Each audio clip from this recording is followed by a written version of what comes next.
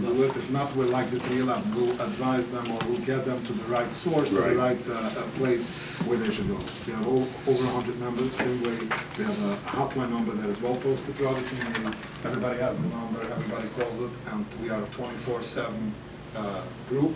Everybody has, at best, what they have is a two-way radio. No. Two-way radio. No. Making sure he's pushing it in. I was wondering why I wanted to do it. My mother's always. So we go out, and everybody has the radio. Again, same thing, volunteers, people working, people being at home. The other thing that we do is, which I was explaining before, is the one thing we do, which we ask, beside everybody's anyway volunteers, every night during the night hours, which is from 1 to 6 in the morning, we rotate the patrol, and we have like at least 7 or 8 guys out there officially patrolling in their private vehicles, going around. 24 hours? No, just we're always 24 hours, but the 24 hours is basically somebody goes and calls in the hotline number that he has a problem, which is over there, the same thing, the radio and the telephone, but it's not here right now because due to that we are not so busy and we don't have so much, so we divide. We put it always, it goes to different various places from where they dispatch out.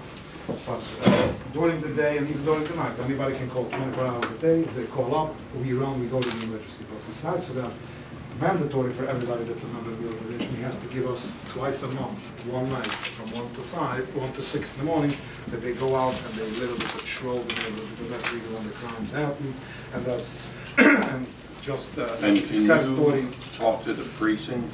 Yes, the relationship that we have with the police department over here is phenomenal. I mean, I don't think there is, I think we can say we are the role model for the entire state, and maybe for the entire United States, of how police and community has to work together.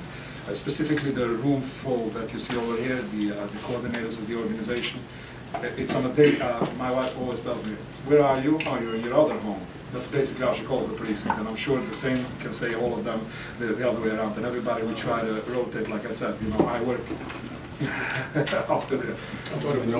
We have a whole plate to call working on. Oh, thank you. The menorah story is amazing.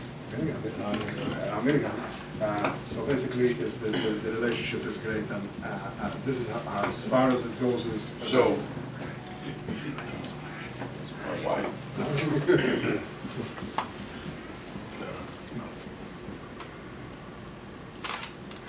So what was the question? So basically, so the relationship, as I said, is tremendous. I mean, it's as great as it can get. I mean, very up to the point that in reality there's 3 platoons in the precincts. Right. They literally, the COs and everybody call us the 4th platoon. That's how close we are. And it came up to a point even precinct-wise, with budget cuts and how less they can do is everything that they need, no emergency, like there's a lot of Torah processions, different traffic things that they need. You can help. Not only we could, they make sure that we do. That's that's how much they hold us accountable. Anything they'll need that does not need a gun will be part of that. Do you talk on their radios? We could, due to that they have this program that we are part of in a certain way that's called the COP program, the Community on Patrol, which makes us, but Civilian Observation Patrol, whatever it is. But we chose rather not to, and the very simple reason for it is that the way we operate, and they appreciate it, is because we operate out of our own clothing, the way we look in the cars that we do, we are much more able to accomplish than when a police car is going to go down that block. And when we watch somebody or we try to, you know, be in surveillance of a bad person, that's going to happen. So it So it's like undercover. Exactly, we are actually undercover. And with that said, what you mentioned, which is right, just as of this week, we had a very major success story, which the commissioner himself yesterday was the high holiday meeting, which Dov was there.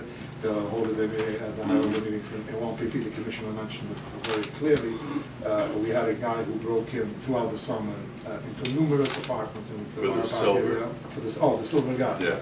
The real success and the real people that really got him is the people in this room. Is that right? Yes. And we were very well recognized. The rabbi got his menorah of $13,000. He actually got that back as well. And it only came because of what you had. It came because of the preparation and the hard work of the people. The guy who I talked to, Moshe, was our office manager. He was sitting with a whole group of people for over 27 hours straight, watching and surveilling the guy to be able to make sure that we have the right guy and that he's the guy who did it. Under the leadership, Matti Katz was very busy with it. Jacob, Shia, the A.B. Castro again, he looks a little older now, but one of the founders. He was sitting there, literally. He's in this organization for 24 years. He was sitting there 27 hours. Everybody has their role. Comes to the missing, so I told you about this, Sam Foreman. Commissioner he was shot last He even year. took a bullet for the We'll go to the community. bullets in a minute. So it was a great, great success story. We have over there on the wall on the way out. You need to stretch. Oh, On the way out, I'll show you over there is another, which was a major, major success story. Even though it's already 3 years now, I was very excited, and I'm going to go through it very briefly. There was a major problem citywide, actually, not even Blackpine. There were a couple of guys who put on hard hats who were looking for elder people, and they came in and knocked on the door and said that the water meter, water meter. I don't know if you remember that. One day, Chief Fox calls me up and tells me, Simcha, like I told you before, you're part of us. I'm having a big meeting in my office with all my commanders. I would like you to come and be part of that meeting. I said, okay. He says, because we're going to come up with a plan, and I know the truth. And that's how he said it to me. I know the truth. You guys are going to be instrumental in getting this guy. I went over there, I listened there, and all the CEOs, everybody had their own thing to say. I just took down the information, knew what we're looking, where we are. This was on a Thursday. Not a Thursday, Friday. So as soon as I walked out from over there, one of the things we do is, and we'll show you soon part of the, I guess, the package that you have, we give out community alerts. We went out, we printed out thousands of papers, we went to all the schools, we gave everybody, be careful, this is what's happening, this is what we need to look out for, and be careful. Fine, we all go to sleep. Friday morning at about 10 o'clock in the morning, our hotline gets a phone call from a lady on 11th Avenue, 55th Street in the building, and says that she just saw that alert, she doesn't know, she didn't see anybody doing anything bad. Oh, she didn't see anybody doing anything bad, but It's in Yiddish and English. yeah, and what we do is we do it on both sides. One side is Yiddish, the whole thing, and this is in English. So she says that when I see this type of description, and I believe it, fine, I go and I call up, actually I called up Avi, I knew he's finished on work and I knew that we need a good eye. I call him up and he goes there and he calls me back on my phone 5 minutes later and says, Simcha, the way you're telling it to me, they didn't do yet nothing, but these are the guys. I said, I hope you're not taking your eyes off of them. He got a couple of more guys from the Shomrim to help him follow. We start following. One thing he did, which I have to say just because of how it went, and he went and he tried calling the squad, the detective squad. The detective tells him, when they do something, you call me back. Not that they mean bad, but this is how it is.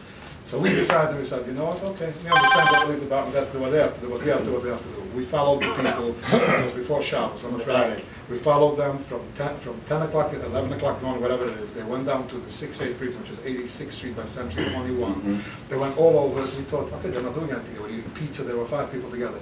To go fast forward, they followed a lady from the bank on 86th Street. They went back with her the whole way. She went back to Bensonhurst on 15th Avenue and 70-something Street.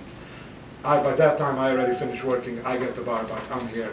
And we got there. He tells me that they went into a building. We surveilled the building from the front, from the back, from all over. One of the things we knew, which was told, that they're in and out because they don't want to get caught. Now we see a different pattern. They're inside there. They're in there about now 15, 20 minutes, and nobody's coming out. In the meantime, I go and as we asked before, we have this great relationship even with the surrounding precincts. I call up right away the CO of the precinct, and I tell him, listen, this is what I have, but I said, I don't want to be disrespectful to you, but I got to ask you a favor. I know this is the major excitement in the city. Can I be the commander for 10 minutes? Let's work together. He said, Simcha, whatever you tell me, I do. I said, let's get to the corner with your whole anti-crime team and wait there. Fine, he gets there. In the meantime, my guys, the guys of Shomrim, walk into the building because they want to find out if we're really having anything. We go to the first door and ring the bell. And was there anybody here lately saying anything about water? Yeah, sure. Water meters were just there. Now we know we've confirmed that these are the guys. Now I tell for the police, funny scenario because they're in already. Now it's 40 minutes and we don't know exactly where they're doing. We don't want to scare them off. And they have still 2 people in the car, 2 females who are watching us, but we're good enough, but we don't want to take them off. Something major is happening. So they surround the building as well. They all in their plain clothes. All of a sudden, while we're still thinking about the next thing, they come out of the building. They grab them. They hold them for a second. While they grab them, we don't wait for them now. We go back in. We asked this lady, was there anything, they were here? Yes. Was there anything taken? No, no, they were fixing my water, she says to us. So Abi or Jacob, I don't know, any of I don't remember which of them were there, and he says, do me a favor, go look in the other room, because you're telling me that one was fixing the water, the other one was looking at the pipes. That's what they did. She goes and she almost fainted. Now she tells us, with that said, she says, oh my God, she gets all crazy. What happened? She says, my next door neighbor, her daughter is getting married in Maryland, and she is there. I gave them the key to the house, and they were in there as well. Now we have the answer. They were in an empty house. They had a field. When we walked back out with the excitement, they already found on them all the jewelry and all the things that they took out. It was a great, great, great arrest. This is basically about what Shomrim is all about doing. And the police department wouldn't be able to do this because they must be sitting 7, 8 hours and following people like that. So this is how we build our relationship, and this is why we do these things, and this is